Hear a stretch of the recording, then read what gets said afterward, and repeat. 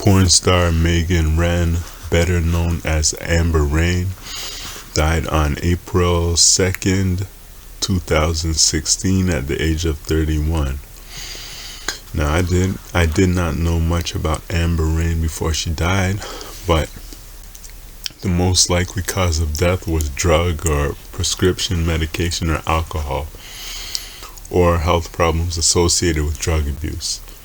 And it may have also been a suicide. I'll explain that later. But looking at photos of her, she looks a little bit skinny and unhealthy, right? And if you could look up pictures of her, photos of her, and you could see she was really skinny.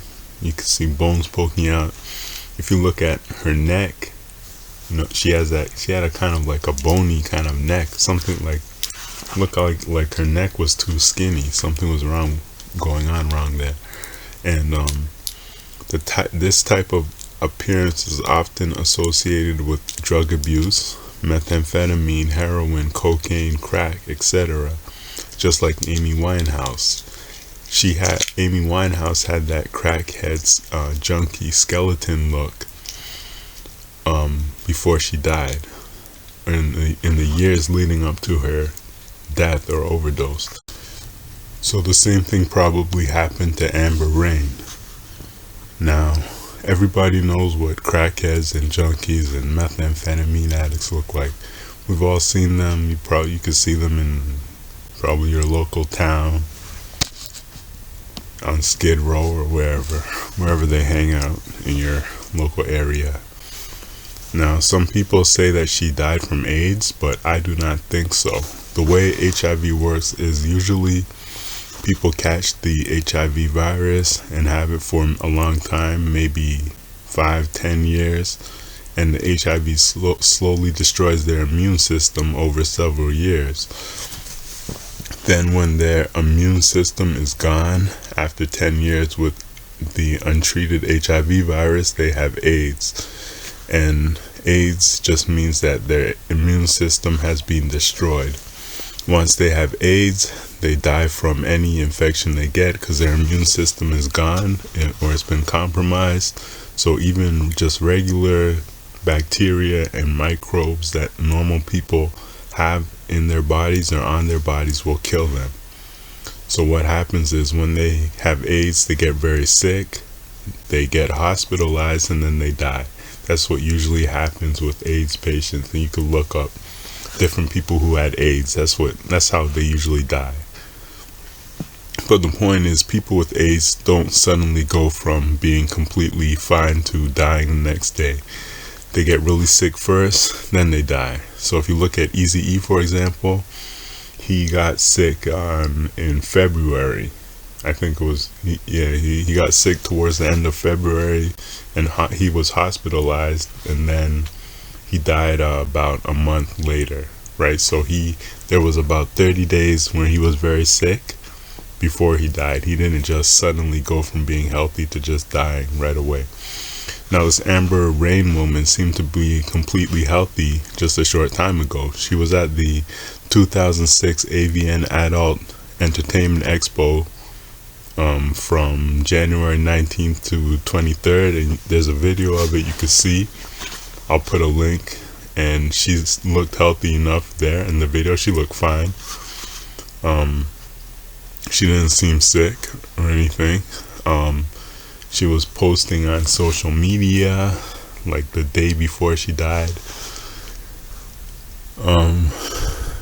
So if she did die of AIDS, you would expect her to get really sick, be taken to the hospital, and then die maybe 30 days later, like Eazy-E or I guess some of those other people who died from AIDS.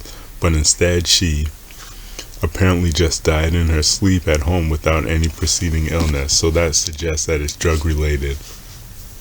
And in the news reports, they are saying that her death was a possible overdose. The other problem with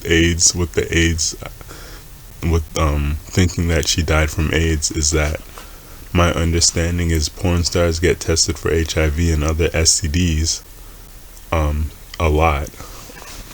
I guess I'm not sure if they get tested how many times a year. I'm not sure how many times a year they get tested, but they do get tested. And Amber Rayne was in the porn industry for 13 years, which means that she would have been tested on multiple occasions for HIV. And like I said before, HIV/AIDS is a slow-acting disease. So if she had died from AIDS, it means she would have likely been HIV infected for several years, maybe 10 years. And that means she would have most likely had to have come up positive in one of the porn industry tests. And the other thing is, today they have treatment for HIV, and as long as people take their medication, they usually don't die from AIDS, or they don't progress to the AIDS stage. So the medication stops the HIV virus from destroying their immune system.